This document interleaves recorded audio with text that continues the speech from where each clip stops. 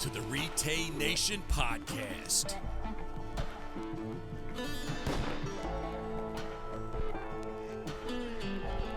Join along with our team at RETAY as we bring you interviews, stories, and reviews from members of our growing community right to your ears.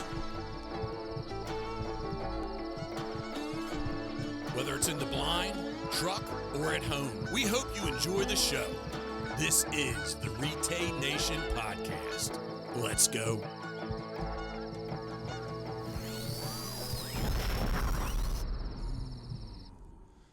Well, welcome back to another episode of the RETAY Nation Podcast. I'm sitting here with Andy from Pheasants Forever, and we're at Pheasants and Quail Fest here in Minneapolis, having a great show.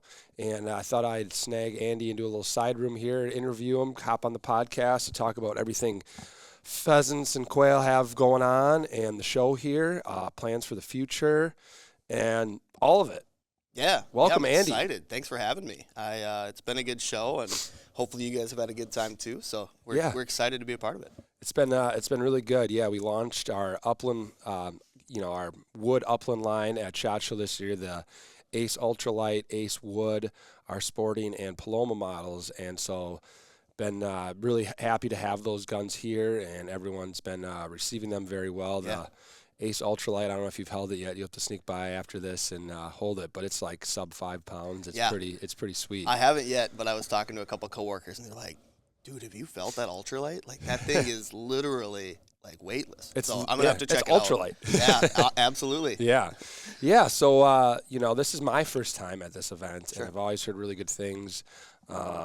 I come from a little bit of a pheasant game farm background, so I grew up in the sport, running labs and raising pheasants from chicks all the way to release. Sure. And some exotic pheasants and stuff like that. So I do a little habitat work on the farm too, planting switchgrass, some monarch blends with the DNR. So it's something I'm very interested in and into.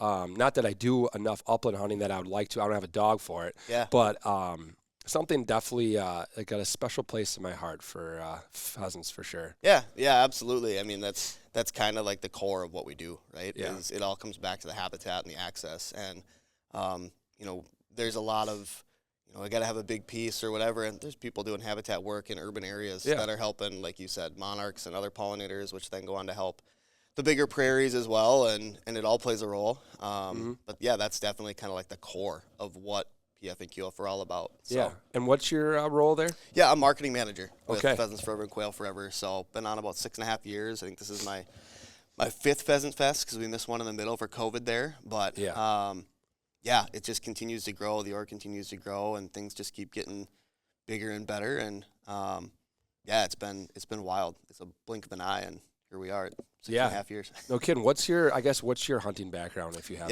Yeah. So I grew up in a pretty conservation-minded family. Yeah. My grandpa, big into the land, deer hunting, bird hunting. Yeah. So I got hooked with duck hunting for sure. You did? Okay. Yeah, duck hunting and labs. That was kind of the start for me, and our labs were kind of my hook. Were they? Family labs, and then they'd hunt a little bit, right? And Right. then, deer hunted all the way through.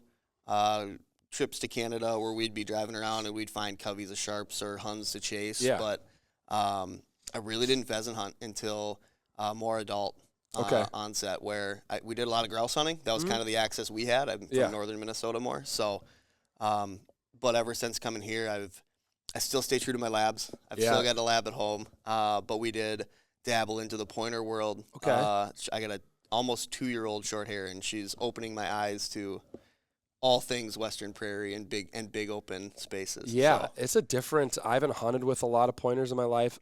Oddly enough, every lab that my family has had, my uncle had at the game farm would point. Really? So Yeah. Cool. I'm used to the pointing aspect and having kind of the hybrid flushing pointer type thing, and it would be hard for me to not hunt with a pointing dog of some sort, right, at this point. It's just different, right? Like it's different tools for different jobs. Yeah. And my labs both honestly probably became better upland hunters than they were duck hunters. Okay. Sitting still was not their thing. So if we're sitting in a duck blind back home, my lab wants to be working cattails, thinking that's where he's going to find birds hiding out. But it's just totally different skill set, totally different tool for the job, and they're both phenomenal at it, and rotating between the two here and there just to do something a little different. I was on a video shoot last fall, and the thick pheasant cover had my lab turned around a little bit. The short hair was doing great. Yeah. And I drove straight north to hunt the grouse woods, and they totally flopped. Really? The puppy turned into a puppy, and she was all over. Yeah. And the lab was just nailing woodcock after woodcock and grouse.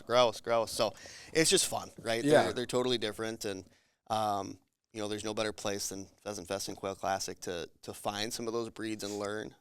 There's just so many breeds represented. I couldn't believe it. Yeah. Like wire-haired Vizsla. Yeah. Like my aunt has a Vizsla, but not a wired hair. Sure. And I didn't even know that was a thing. So like, it's really cool to see all the different breeds for like a unique skill set that they have, a specific job. Yeah. There's tons of dog breeders here, some outfitters, tons of gear, equipment. Like if you guys are into upland, and not even just upland, like I think bird hunters in general would enjoy the show. Like if you enjoy dogs and you enjoy bird hunting, this is the show to come check out for sure. Yeah, it's really balanced, right? Yeah. Our corporate team does a great job putting together a really good, group of partners and sponsors and exhibitors. But we'll kind of brag and say it really is a show for anybody. You can really find just about anything, whether you're just looking shotguns. There's lots of brands here that you can get your turkey vest from. You can get, chances to go big game hunts if you want to go through an outfitter. The resources if you're into precision ag or working big field, right? So we've got our biologists here and some of our precision ag team they'll literally work a plan to your property and how you can kind of make the most out of every acre you've got. So bird dog stage, if you just want to come learn, and they'll put on seminars for, whether it be shed hunting or training a puppy or, A to Z, right? Yeah. There's something for everyone here, but I'd say bird dogs definitely are what drive a lot of the people that come to this show. Right. You think like, I was talking to a friend on the way up and just talking, and he's like, oh yeah, how much pheasant hunting do you do? I'm like, definitely not as much as I used to. And I'm thinking like, my uncle raises 1,000 of them a year, so I'm like, what? I'm like, well, I don't have a dog to do it. My dog that I did train to pheasant hunt, he's 14 now, so he's definitely retired. Sure. And it's just like something about, I like going with people when they have a really good dog. Like it's always fun to watch the dog work. And then I started like diving down this rabbit hole in my mind of like, why am I not pheasant hunting more? It's like when it's not your dog, like there's that special bond and the passion that you have to watch your dog work that you trained. And then, when you're going with somebody else's dog, it's cool. It's not the same though. And you can relate to that feeling of like, it's not your dog though. Yeah, like you can really respect good dog work. Like you said, I've hunted behind some phenomenal dogs, both professionally and personally, with some friends and whatever. But you're right. Like if you're watching your dog work, I mean, my favorite memories from bird hunting from the time I was 7, 8 years old all the way to now, every one of them has something to do with the dog retrieve, like or you the said, dog work, or they pushed it out of the the thick cover in the woods. Great shot, but you wouldn't have found them without the lab, whatever it is. So it definitely helps. I think there's a lot of us on the team that'll kind of say bird dogs are kind of the gateway drug to the uplands, right? Like they get hooked and somebody rescues a short hair, or they get their first wire hair, or one of our buddies just got a boykin. He's like, well, I'm going to start doing more upland hunting too, because I want to get into that world, right? So, and there's just so many different personalities, and like you said, some are really good at X, Y, and Z, and others are really good at A, B, and C. Yeah. And finding that kind of perfect mold is all part of the play that makes it interesting. Yeah, and it is cool because like most breeds can cross over to a point. Yeah. Like they can all retrieve for the most part, whether they're flushing or pointing. But like I feel like most upland dogs can duck hunt, right? Like the sit still is probably the biggest issue. Yeah. But like there's crossover there for sure. So like it gets really, like you said, it's the gateway to get you into other things, and you get like you rescue this dog and you're like something you're never interested in, but hey, I have this dog to do it. And that's what really originally got me into duck hunting, actually, is because I had a lab. I went on a duck hunt and shot some ducks and went to go retrieve them, and the water was higher than I thought, and went over my waders. And I'm like, what am I doing? I literally have a lab at home. So I got home that day and started training the dog. And so that really, like you said, changes your perspective on the hunt, the appreciation for the hunt with the dog. Like wouldn't be the same without the dog. Yeah. You want to take them every time because of that. And like you said, the memory of having, like you said, it revolves around a dog. Like some point of the hunt was involving the dog, right? And then once you have that dog, then it's like you get to the point where like, I don't really need to shoot. Like I just want to watch my dog work. Yeah, it's funny you bring it up because, with that, I've never had a pointer before. Okay. I've hunted behind some incredible GSPs and wire hairs and some, pointers, whatever, and some incredible pointing dogs. And I shot my first pheasant over one of my buddies, Jared Wicklund, works for us. Okay. And he took me out, and we shot my first pheasant over his GSP. Okay.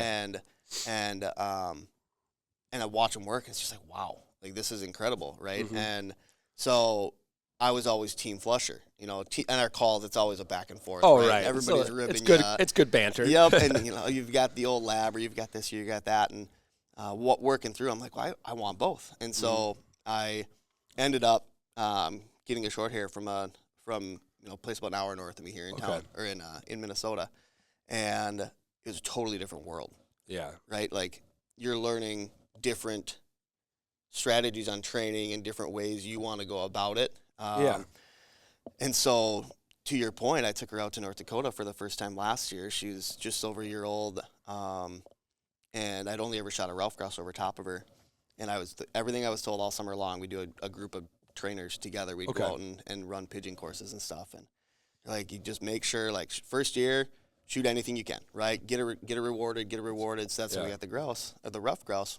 We head out to hunt sharps, and the first birds that got up, I could have shot, but it wasn't quite right. Yeah. Right? You're just trying to make sure she gets the good habits. But man, like when that first one, she locks up and the thing just holds and behaves, right? And allows her to do what she's supposed to do. It's one of the cooler experiences I've had in the outdoors. Yeah. And I could have shot a lot more birds that day. I was super fortunate to be with some guys that knew what they were doing. Yeah. But watching a few fly away as she's like learning it was super good for her and allowed us even more opportunity, right? Yeah. 'Cause we got to keep going on birds that, maybe you rush a shot or not. These ones, it was like, no, it needs to be right for the dog too. So. Yeah. Yeah, I think there's a lot of patience that training a dog, teaches you. And I've heard that from a lot of dog trainers, whether it's, waterfowl, upland, like you need to reward the dog, but the dog also needs to learn that like not every bird that gets shot or that it points at like needs to get shot. Yeah. Right. Yeah, and I'm not going to pretend to be a biologist for PF and Yeah. QF. I'm not going to pretend to be a world-class dog trainer. I've been super fortunate to work with some people who have shown me and a lot of others, the ropes along a lot of this, right? And so just surrounding yourself with good people and not being afraid to reach out and, find a local NAVDA chapter or a local, retriever club or whatever, because a lot of times they're just far more welcoming than I think people really would recognize. Right. Yeah. It's the community is really good, and just it's about reaching out, asking questions, willingness to learn, because you can always learn. Like dogs, it's endless, and hunting, it's endless. So just like you said, surrounding yourself with good people who know a lot and like just listen, ask a lot of questions. You spend time with them because you learn. Like you said, go out and train, go on hunts that maybe you wouldn't go out and do trips, out west that's out of your wheelhouse, and it is cool. It's very cool. But I kind of want to like change directions here and talk more about pheasants and quail and like the initiatives that they have and the goals that they have. Yeah. So we're coming up on a obviously kind of nesting season here. Not across the country. It'll start to hit a little bit later. They'll start to peak more May, June, obviously, but that's kind of like that yearly cycle, right? And you'll start to see things come together for what the fall look like and things like that. And for us, the biggest initiatives is continuing, obviously, to put that quality habitat on the ground in as many places or as many ways as possible. For us, one of the bigger initiatives coming up is our hands-on habitat. Okay. It's a month now. We used to do it over like a weekend. Yeah. And it's really just a opportunity for chapters to reach out and engage with either current volunteers or new volunteers looking to become part of that community, as you talked about. And that kind of runs the month of May with kind of more announcements coming here as we get closer. Yeah. But that's been a yearly thing for a few years now, and it's really a good initiative for our chapter members to connect with others. Yeah. And kind of almost starts that cycle of, sometimes they're doing, habitat work, seeding, there's some who work with the DNR, Fish and Wildlife, to do burns. Yeah. Sometimes it's as simple as removing barbed wire and picking up trash on a WMA. Yeah. But finding that way to connect and making sure that habitat that's already on the ground is also being worked, right, and taken care of. So, in addition to that, we're just here at Fest like this weekend, and we'll be sending out more public launch later. But they talked about the initiative of a kind of like an online learn to or how to DIY that's all based around habitat. Yeah. So that was kind of like a show floor special launch that people outside of Fest haven't gotten a chance to see yet, and they should start watching around March, because we're going to start really pushing that out to the public. But that's kind of geared towards either the DIY landowner or people who are doing it on a professional level. Yeah. And just looking for more resources. Yeah. So. Is there certain parts of the country that you guys think you're stronger in as far as habitat and work that you guys are doing? I mean, there's definitely pockets. Yeah. There's pockets across the country. There are, obviously a bigger presence. Having more birds in certain areas helps drive interest. Yes. Right? Yep. But at the same time, we have really quality biologists and staff spread out across the pheasant and quail range. Now, being based in the Midwest, there's a lot more opportunity, a lot more access. Yeah. Minnesota and South Dakota and, stretching into North Dakota and Iowa. But our quail range is growing like crazy, right? We have staff members down in Texas doing great work, and Oklahoma, and, they're going into Kansas, and then, out east, as they're working on quail habitats all the way, from all the way over to New Mexico and Arizona. It's just pockets everywhere. So I wouldn't want to say like there's one that's significantly better than the other. Yeah. There are definitely some state programs that make things a little easier, but it doesn't mean there's not a way in kind of all of those key states to make something happen, whether it be access and or even just education and outreach, right? Like recruiting new members or recruiting new hunters or building that foundation.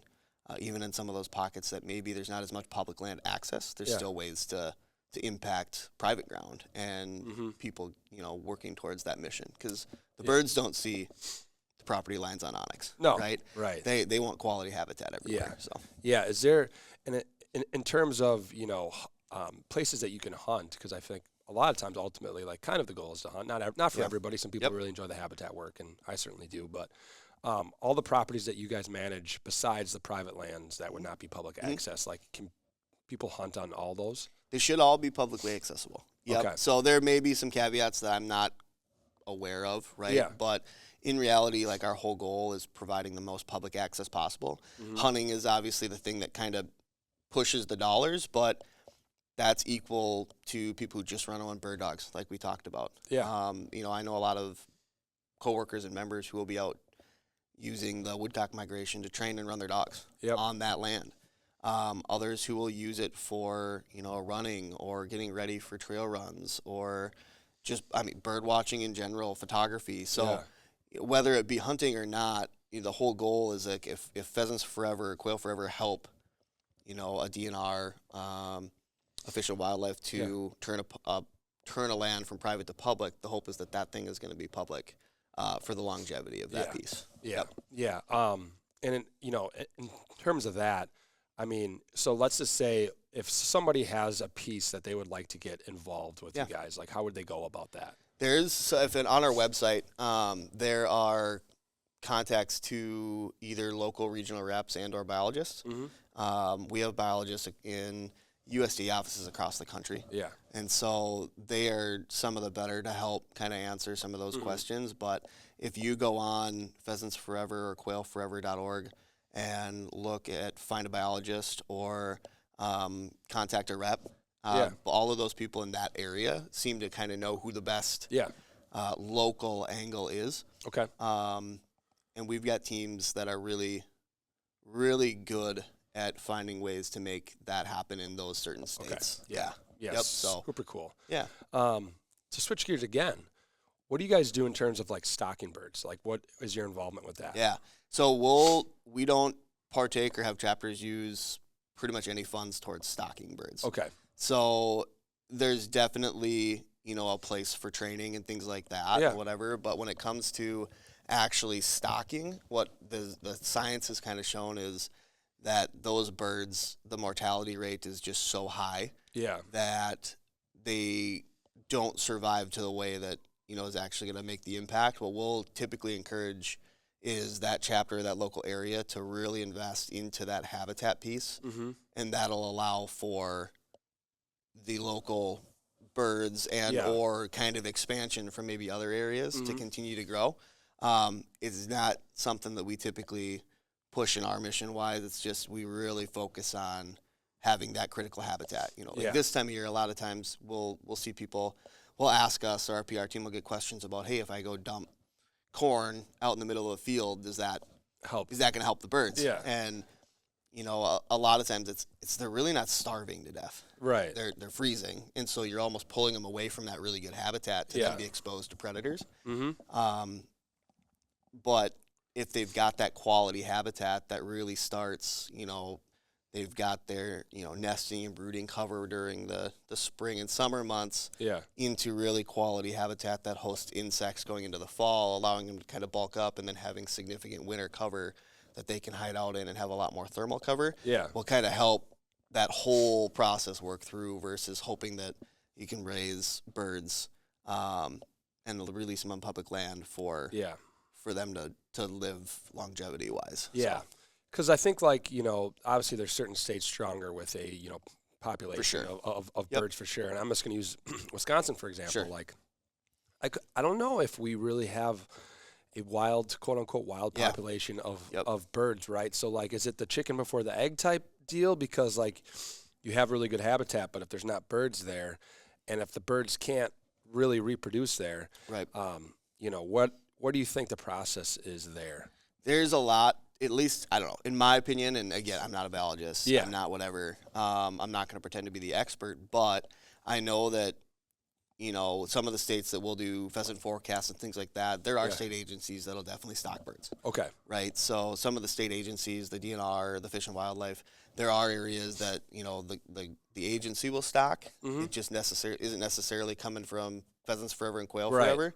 What we would typically do with those agencies is we're going to work with them to get the best habitat possible in Wisconsin. So when they do stock. Sure, yep. And then, for us, it's try, like you said, it's chicken or the egg, but that good habitat, maybe if it doesn't support necessarily pheasants, it's going to potentially support quail, or it's going to support turkeys, or it's going to support, deer, rough grouse or deer, or, we do huge work in Montana for big game quarters. Yeah, and, mule deer and upland birds, absolutely. Pretty similar habitat. Antelope needing the ability to, kind of free roam without running fence lines. And all of that factors into, is there the most pheasants in a certain section of Montana where there's antelope? Not always, but that habitat work still helps everything, right? And it comes together. If it's good for, the birds, typically it's good for X, Y, and Z as well. And it's, like you said, a lot of it is focusing on the, native species that everything, everything, it helps everything versus, focusing on one thing. Planting a food plot is great into an aspect, you're planting them for deer, there are other species that may feed on some of that food, but it's kind of one-dimensional there versus, some, a native blend, like you said, turkeys, pheasant, quail, deer, it kind of helps everything. Yep, for sure. And, kind of to your point, I might love watching elk, but I'm not going to be able to do enough habitat work in my backyard to ever really have elk stick, right? And so with birds and whatever, it's that holistic, let's make the best habitat and access possible, no matter where that looks. And obviously hyper-focus on tracts or areas that this is good habitat, right? In theory, a chapter of the org wouldn't necessarily just buy a random piece of land that doesn't benefit any wildlife just to turn it into something, turn it into a tract. You're looking for really maximizing those dollars and those partnerships to find those areas where it is going to be accessible to obviously both people and then the wildlife that it would support. Yeah, and as you said before, you're not a biologist, so I'm not expecting you to have perfect answers on everything. I guess, so let's take, for example, I'm a farmer. I have, some land. It seems like farmers have a soft spot for pheasants, versus a lot of other animals, it seems like.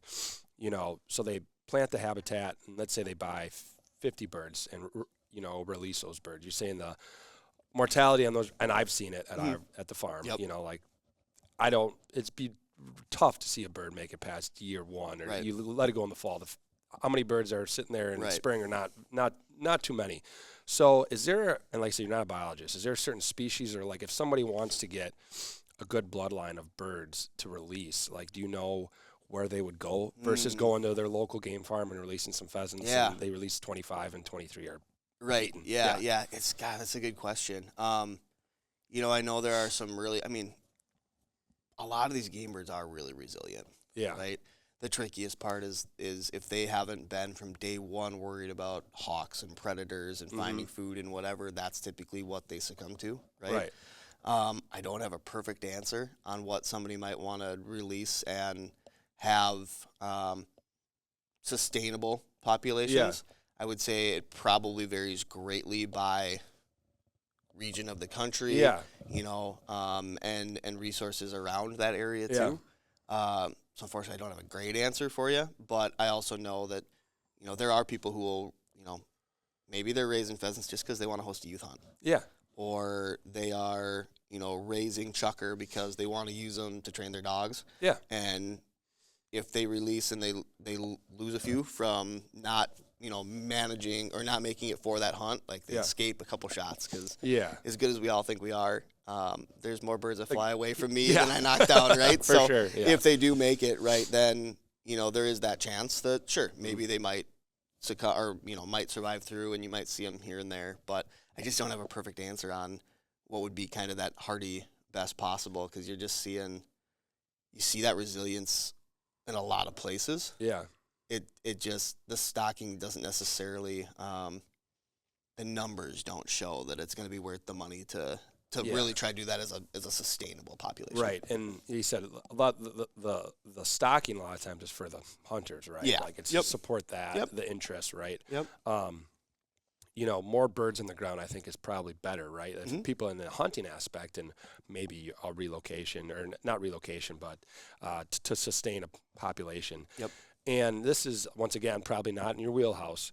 It just made me think of, you're talking about like, populations and regions, I think of like NWTF, how they relocated birds from different parts of the country to start a new population. Like, is there any of that going on for pheasants? Or I know grouse, like I know at the time, like Wisconsin traded like Kentucky grouse for elk, I think at a time. Yeah. Yeah. And I don't know for sure. I know that, it happens. Yeah. Right? I mean, the turkey story is incredible. You watch how low numbers for turkeys were and then where they are now. I mean, growing up in northern Minnesota, you were lucky to find a turkey while you were hunting, much less, even get a license for some of those areas and draws. And now I drive all the way north to our deer camp where we've got, deer and wolves and bobcats and rough grouse and woodcock and whatever, and you turn the corner and there's turkeys. Yeah. And, that's definitely a conservation success story to the max. Yeah. With how well wild turkeys have kind of come back.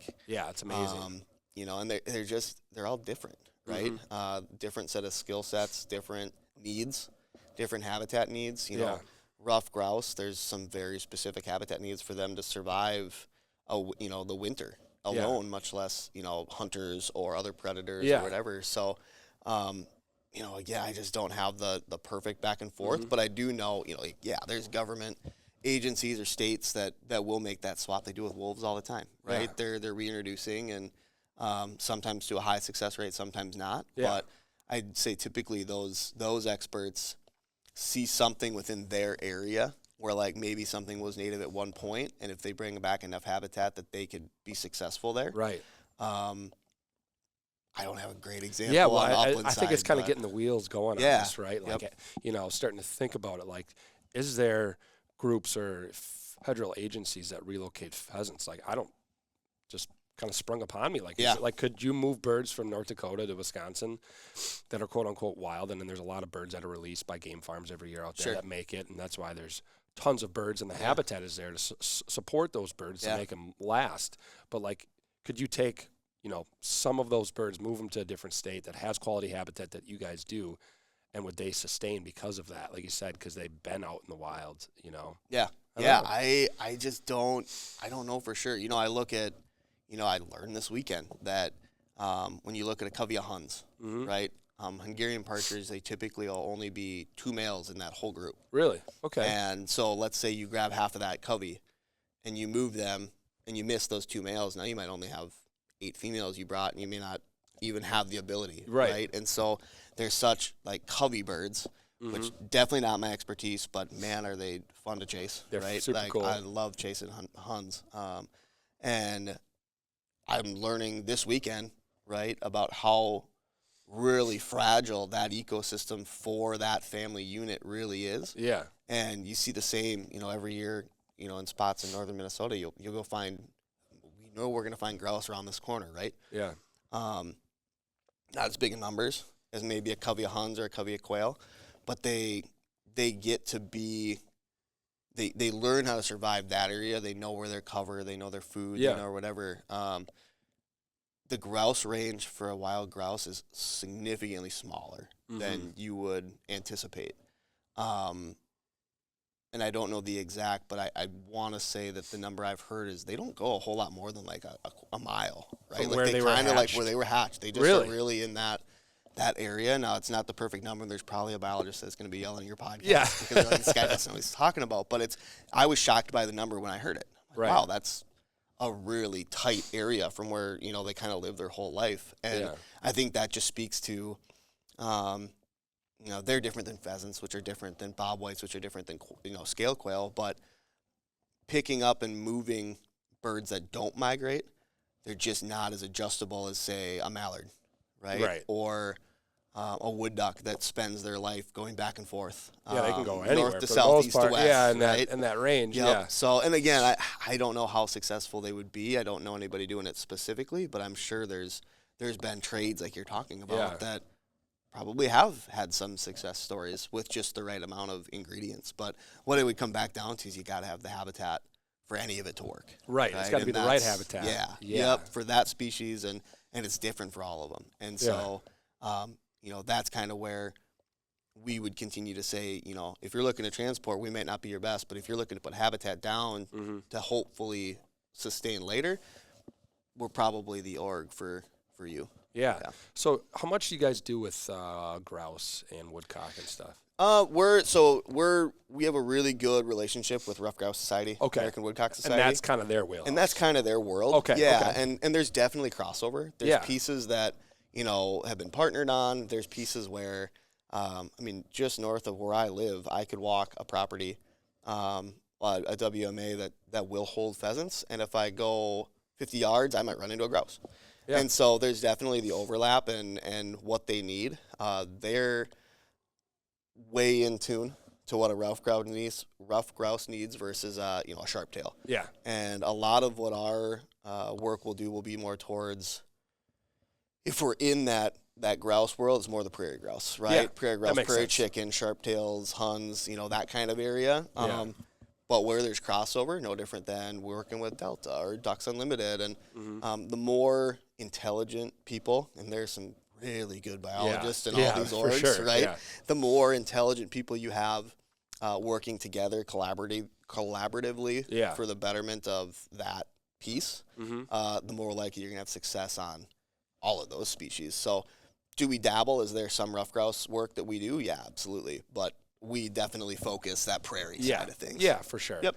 And it definitely seems like the prairies need the most help, right? Like you have endless farm fields. Yeah. And I would, you know, you drive through Illinois, Iowa, North Dakota, and it's like fields as far as you can see. And like sometimes I'll just like have this little, think, I'm like, what did this look like? And like, can you imagine the wildlife that was in these areas when you just cities or fields, like had to be just incredible. And now those prairies, like you don't, in Wisconsin, I know there's a large portion of the state that used to be, you know, prairies and stuff like that. And there's like, you don't see that unless you have a certain managed property by the state or whatnot. Right. They're not that big, but in comparison to what it used to be, and that's what it's kind of cool with like CRP and the government, initiatives to take kind of back grazing land or cattle land and stuff like that, or cropland to get back in those, native grasses, prairies. Like you said, it helps everything. It's not just one-dimensional. It does, and it's a great point, like you said, with, our government affairs team is phenomenal, right? And they, the USDA just launched another enrollment period for CRP. Yeah, that's right. Yep. And it's a huge piece of, making sure farmers are properly compensated for using those acres of their property that they just won't be as profitable to throw corn on. Right. Or to throw wheat on, or to throw whatever. But if you leave, these sections or these buffer strips or these areas that have at least some of that cover, they can avoid predators that way. Well, like you said, it doesn't have to be the entire field. Right. Like you said, a lot of these buffer strips are along creeks or, waterways to avoid erosion and, runoff. Like, that's perfect habitat. I was looking out in North Dakota this year, and typically when you're looking, you've got really good heavy quality habitat next to a cornfield, right? Like next to a wheat field, next to whatever. And not that that's what they need, because you get big enough expansive prairies out in, Montana and western Minnesota, or western North Dakota and in South Dakota, obviously. They can survive without the ag. Yeah. But it's a nice layup. It's nice when they've got the bedroom right next to the kitchen. Yeah, right? exactly.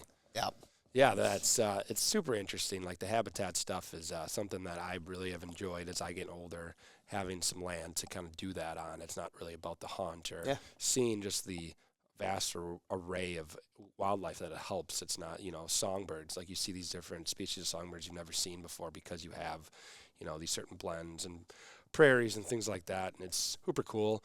I encourage any of you who are listening to this to kind of look into that if you have some land or know somebody has some land. Like I said, it doesn't have to be all of it. Like there's, strips that you guys can do. You get compensated for it too. It's not like you're just like taking it off and like there it is. Right. You get paid back per year typically. Yep. Yeah, and it's and as you kind of said, it doesn't even have to be, maybe you don't have land and you're not a farmer or a rancher, but any little bit of that habitat, even in urban areas, you're seeing pollinator work being done. Yeah. And then you see more songbirds in those areas. Yeah. Right. You see more different species of butterflies, and you see all of that even in Minneapolis. Right.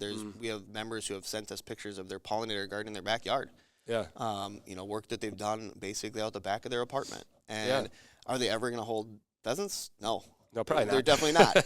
But they're going to enjoy, other benefits to that and give safe havens for migrating prairie critters, right? Whether it be insects or birds or otherwise.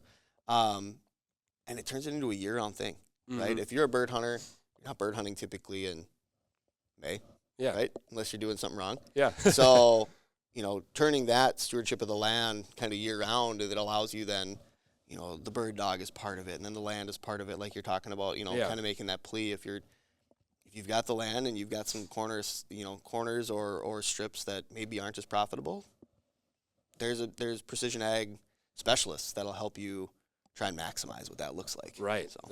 Like you said, it kind of turns the hunt into a year-round thing. Yeah. It's not just... It's more a lifestyle than just 100%. A weekend, right? Yeah, absolutely.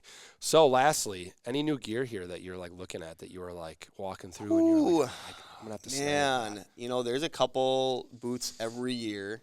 We're kicking out like a new gear blog that might be up on the web. Like by the time this goes live, that will be on there. A couple... Like, obviously, your guys' new shotguns that you didn't release here, but you've got them on the floor. I know have been super popular.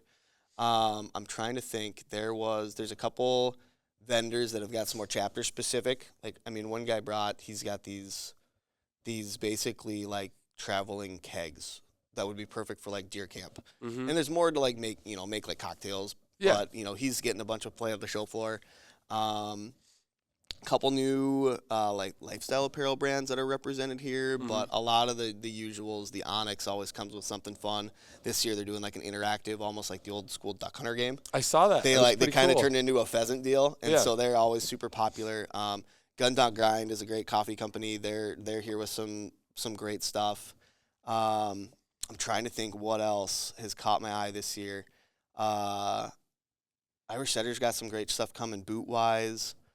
And to the chaos of the weekend, you don't get as much chance to walk the show floor as we really want. I'm kind of hoping after this I can go make another walk, but we've had a couple of really talented writers that have kind of put together a really nice list of either new partners or new gear, and I'd 100% drive anybody to Pheasants Forever, quailforever.org to check out that list, because they went in depth on a lot of that far more than I have so far. Yeah, yeah, for sure. One of the things that caught my eye is, like, because I said I don't do as much of it and not really in the world as much as as others, but the new bird vests are like way different. Like when I was younger, like you had these, like a full vest, like, you know, something that you're wearing right now. You know, you can't get your arm in the back because the hole's too high. You're like, full body. Hand the bird to somebody else, like, okay, stick it in the back. Shell pouch, like the shell holders, like individual. Like, you're not really seeing that anymore. It's like a completely different. They're much more. It's like a tactical. Yes. Yep. Yeah, and there's still a place for everything, right? Yeah.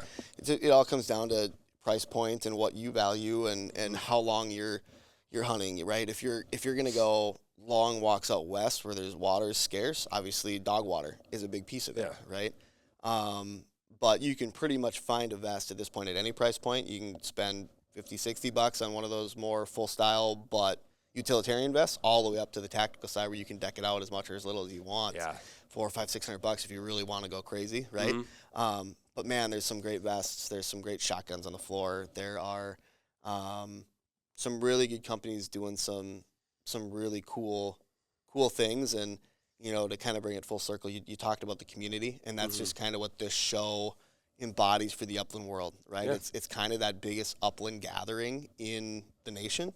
And whether it be coming to talk about new or good ideas, or enjoy bird dogs, or hitting one of the happy hours, or rallies, or, you know, banquets late at night, you come and you can just learn a lot from people who are excited to talk about their product or their dog or their passion, even if that might just be being a steward of their own land. Yeah, for sure.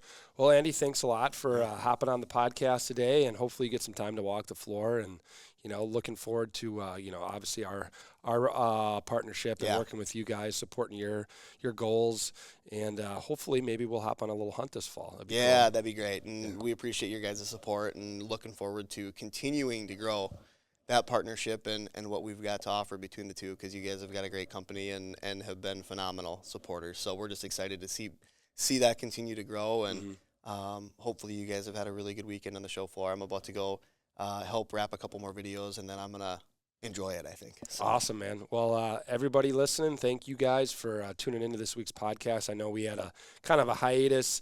You know, Team RETAY was at Harrisburg, Pennsylvania, and then I went from there. I went to NWTF, and now I'm here. So it's been quite the crazy month trying to sneak in podcasts. So thank you guys for kind of being patient. Stay tuned for the next podcast. We got a lot more good stuff coming out. So thanks again, and we'll talk to you next time.